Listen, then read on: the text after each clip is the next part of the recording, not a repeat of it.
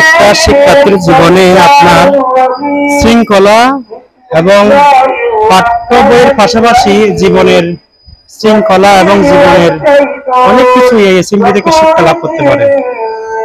বিশেষ করে নৈতিকতা, শৃঙ্খলা এই অ্যাসেম্বলির মাধ্যমে আমরা শিক্ষার্থীদেরকে আসলে দিয়ে থাকি। এখান থেকে শিক্ষার্থীরা অনেক কিছু শিখতে পারে।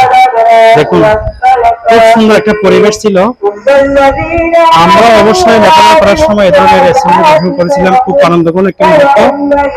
এবং আপনার স্কুল বসার আগে এই অ্যাসেম্বলিটা অবশ্যই বাধ্যতামূলক করা হয়েছে।